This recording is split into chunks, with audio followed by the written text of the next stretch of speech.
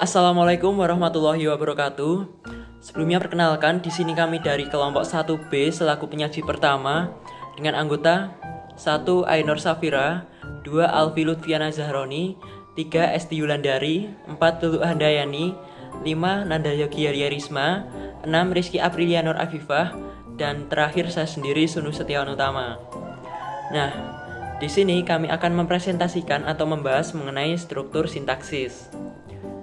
Nah, jadi secara umum struktur sintaksis itu terdiri dari 4 susunan.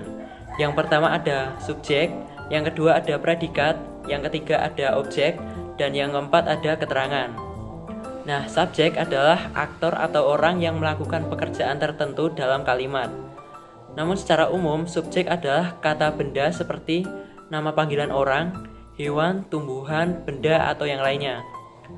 Yang kedua ada predikat. Predikat adalah unsur kalimat dalam bentuk tindakan yang dilakukan oleh subjek dalam suatu kalimat. Secara umum, predikat dalam bentuk kata kerja atau lisan.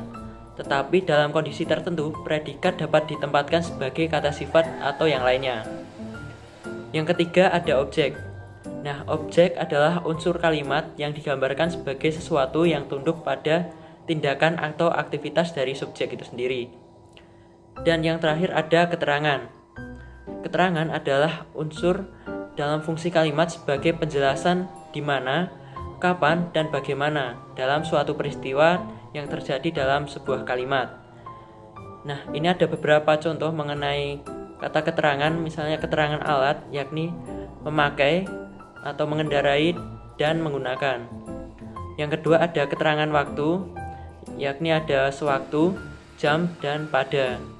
Yang ketiga ada keterangan cara, yakni dengan. Terus yang keempat ada keterangan tempat atau di.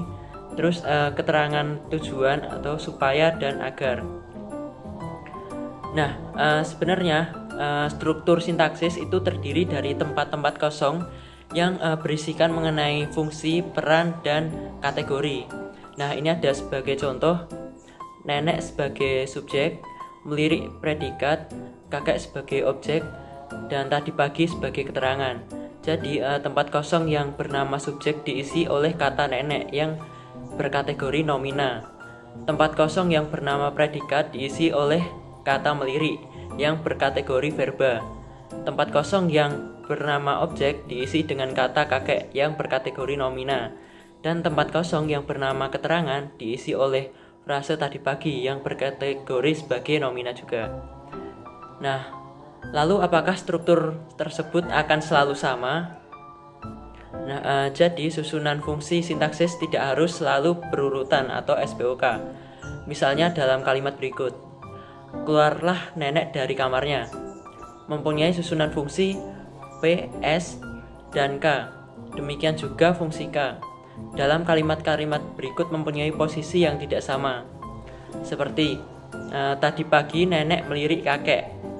Terus ada nenek tadi pagi melirik kakek.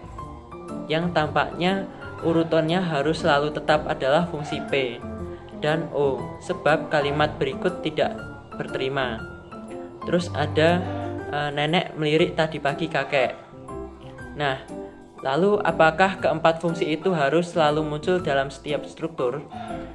Jawabannya jadi memang keempat fungsi itu tidak harus selalu ada dalam setiap struktur sintaksis. Hanya masalahnya fungsi-fungsi mana yang bisa tidak muncul dan fungsi-fungsi mana yang harus selalu muncul sehingga konstruksi tersebut dapat disebut sebagai sebuah struktur sintaksis.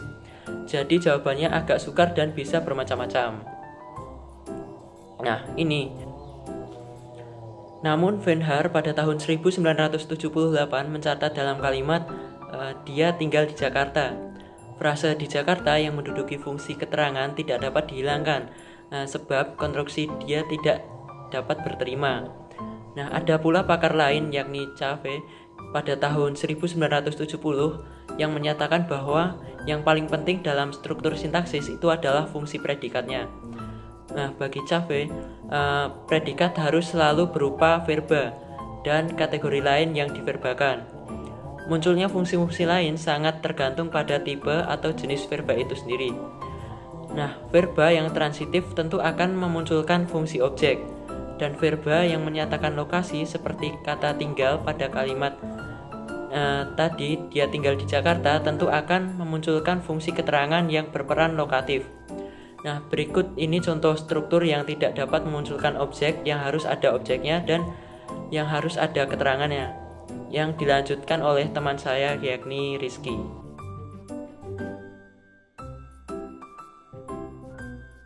Kemudian berikut ini adalah contoh struktur yang tidak memunculkan objek, yang harus ada objeknya dan yang harus ada keterangan. Perhatikan pada contoh kalimat nomor 6, 7, dan 8. Pada kalimat contoh nomor 6, yaitu rambut nenek belum memutih, terdapat verba intransitif yang tidak perlu munculnya sebuah objek, yaitu pada kata memutih. Lalu pada kalimat nomor 7, yaitu nenek membersihkan kamarnya, terdapat verba transitif, yaitu verba yang harus diikuti oleh sebuah objek. Di sini, verba transitifnya adalah membersihkan, dan objeknya adalah kamarnya. Lalu, pada kalimat contoh nomor 8, matahari terbit dari sebelah timur,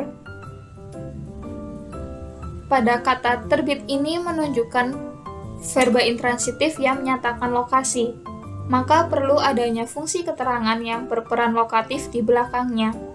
Tanpa keterangan lokatif itu, kalimat tersebut merupakan kalimat yang tidak berterima. Nah, di sini pada kalimat contoh nomor 8, matahari terbit dari sebelah timur, verba intransitif yang menunjukkan lokasi yaitu terbit, dan keterangan lokasinya yaitu dari sebelah timur.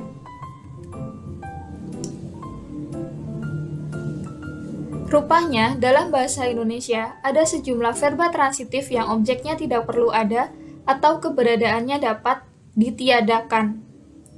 Verba transitif yang objeknya tidak perlu muncul atau dapat ditanggalkan ini adalah verba yang secara semantik menyatakan kebiasaan, atau verba itu mengenai orang pertama tunggal atau orang banyak secara umum. Perhatikan kalimat contoh nomor 9 dan nomor 10. Pada kalimat contoh nomor 9, yaitu sekretaris itu sedang mengetik, verba mengetik pada kalimat ini menyatakan pekerjaan yang biasa dilakukan oleh seorang sekretaris, dan yang biasa ditik adalah surat. Sedangkan, verba mengecewakan pada kalimat nomor 10 menyatakan bahwa pelakunya atau orang yang mengalaminya adalah orang pertama, yaitu saya.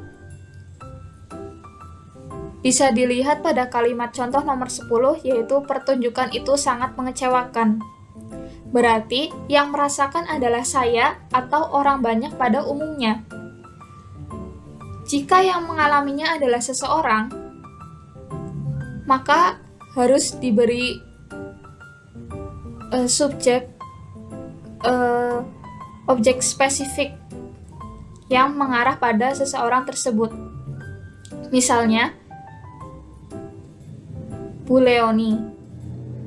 Bu Leoni yang merasa kecewa pada pertunjukan tersebut, sehingga kalimatnya menjadi pertunjukan itu sangat mengecewakan Bu Leoni.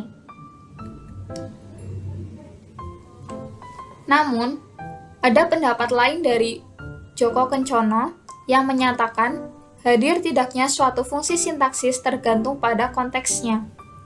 Jika dalam kalimat jawaban, kalimat perintah, dan kalimat seruan, maka yang muncul hanyalah fungsi yang menyatakan jawaban, perintah, atau seruan itu. Misalnya, kata sudah sebagai jawaban dari kalimat tanya, kamu sudah makan? Kata atau jawaban baca itu merupakan sebuah perintah guru kepada seorang anak. Dan kata hebat yang menunjukkan sebuah pujian. Dengan demikian, pertanyaan mengenai fungsi-fungsi mana yang harus selalu hadir dan mana yang boleh tidak hadir dalam konstruksi sintaksis kiranya sudah jelas dari uraian di atas.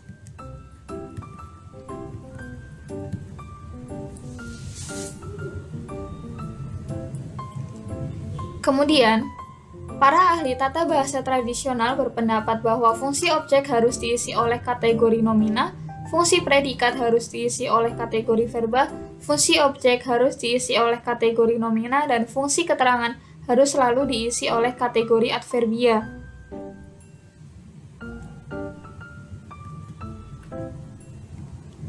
Sehingga, pada kalimat nomor 19, 20, dan 21, terdapat perbedaan.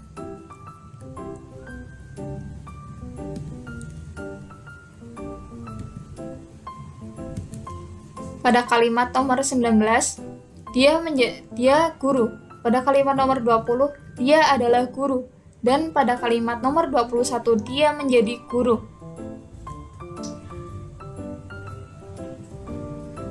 Kata adalah merupakan verba copula yang sepadan dengan to be dalam bahasa Inggris. Secara deskriptif, dalam bahasa Inggris kata kerja to be ini memang harus selalu digunakan dalam konstruksi seperti he is a teacher. Tapi di dalam bahasa Indonesia, kata adalah bisa dilesapkan dalam konstruksi kalimat nomor 20, begitu juga dengan kata kerja yang menjadi pada kalimat 21.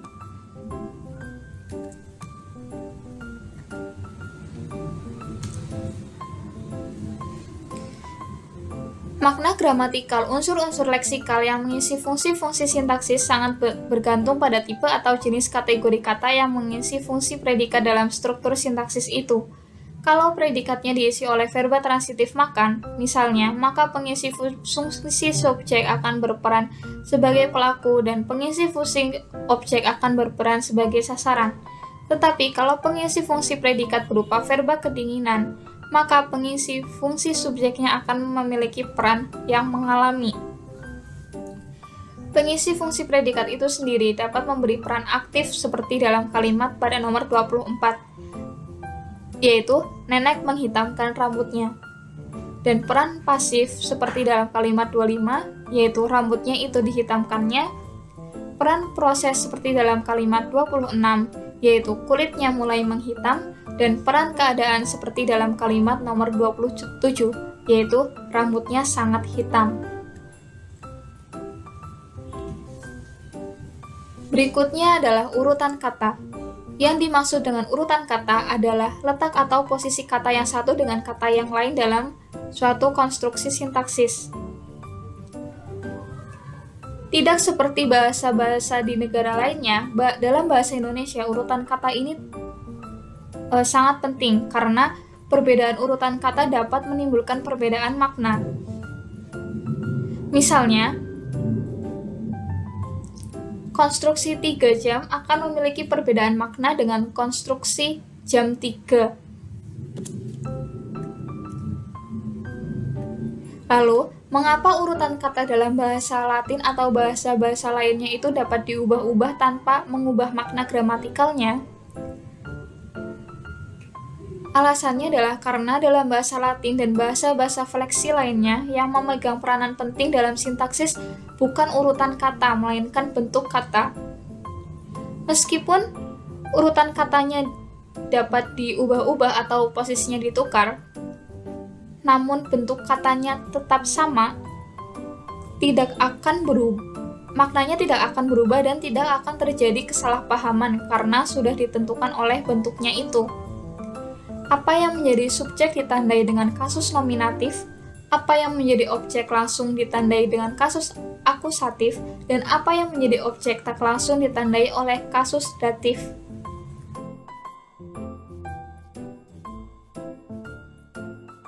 Derajat bentuk kata bahasa Indonesia dan bahasa Latin memang tidak sama.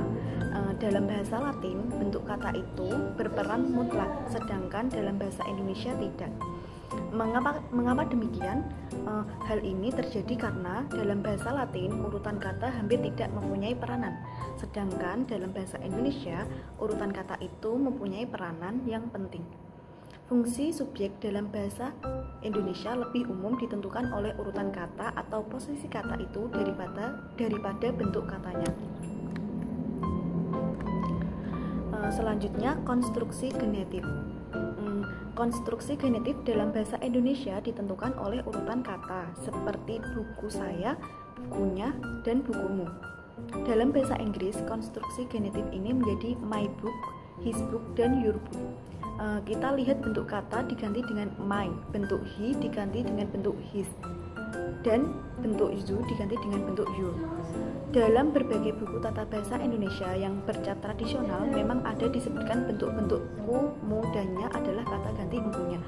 Namun, bentuk-bentuk tersebut sebenarnya adalah klitika dari aku, kamu, dan dia yang berposisi dan melekat pada akhir kata. Jadi, yang menentukan kegenitifannya bukanlah bentuknya, melainkan urutan letaknya. Alat sintaksis ketiga yang seringkali menimbulkan kesalahpahaman adalah intonasi. Dalam semua bahasa intonasi ini sangatlah penting. Perbedaan modus kalimat bahasa Indonesia lebih ditentukan oleh intonasinya daripada komponen segmentalnya. Batas antara subjek dan predikat dalam bahasa Indonesia biasanya ditandai dengan intonasi berupa nada naik dan tekanan rendah. Kalau susunan kalimat 36 yang berbunyi kucing makan tikus mati diberi tekanan sebagai batas subjek dan predikat pada tempat yang berbeda, maka kalimat tersebut akan memiliki makna gramatikal yang berbeda pula. Seperti contoh, kucing makan tikus mati, kucing makan tikus mati, kucing makan tikus mati. Kelompok kata atau frasa dalam bahasa Indonesia batasannya juga sering ditandai dengan tekanan pada kata terakhir. Seringkali bila terjadi kesalahpahaman terhadap suatu konstruksi sebagai akibat dari kesalahan menafsirkan konstruksi tersebut, yakni dengan memberi tekanan pada tempat yang berbeda. Bandingkanlah makna konstruksi 37A dengan 37B berikut ini. Contohnya, buku sejarah baru, buku sejarah baru, guru baru datang, guru baru datang, semua orang asing, semua orang asing. Dalam studi semantik, konstruksi yang bisa bermakna ganda ini sebagai akibat dari tafsiran gramatikal yang berbeda disebut konstruksi yang ambigu atau disebut paksa. Alat sintaksis yang keempat adalah konektor. Konektor biasanya berupa sebuah morfem atau gabungan morfem yang secara kuantitas merupakan kelas yang tertutup. Konektor bertugas menghubungkan satu konstituen dengan konstituen lain, baik yang berada dalam kalimat maupun yang berada di luar kalimat. Dilihat dari sifat hubungannya dapat dibedakan menjadi dua macam konektor, yaitu konektor koordinatif dan konektor subordinatif. Yang pertama, konektor koordinatif. Konektor koordinatif adalah konektor yang menghubungkan dua buah konstituen yang sama kedudukannya atau yang sederajat. Konjungsi koordinatif seperti dan, atau, dan tetapi dalam bahasa Indonesia adalah konektor koordinatif. Seperti contoh berikut. Nenek dan kakek pergi berburu. Saya atau dia yang kamu tunggu. Dia memang galak tetapi hatinya baik. Yang kedua, konektor subordinatif. Konektor subordinatif adalah konektor yang menghubungkan dua buah konstituen yang kedudukannya tidak sederajat. Artinya, konstituen yang satu merupakan konstituen atasan dan konstituen yang lain merupakan konstituen bawahan. Konjungsi kalau, meskipun, dan karena dalam bahasa Indonesia adalah contoh konektor subordinatif. Seperti contoh berikut. Kalau diundang, saya tentu akan datang. Dia pergi juga meskipun hari hujan. Kami terlambat datang karena jalan macet total. Konektor ini seringkali wajib digunakan seperti pada contoh nomor 40, 41, 42, 43, dan 44 di atas. Tetapi untuk kalimat 45, konektor karena bisa ditanggalkan, sehingga menjadi kami terlambat datang, jalan macet total. Sekian presentasi dari kelompok pertama. Apabila ada kekurangannya mohon dimaafkan. Terima kasih. Wassalamualaikum warahmatullahi wabarakatuh.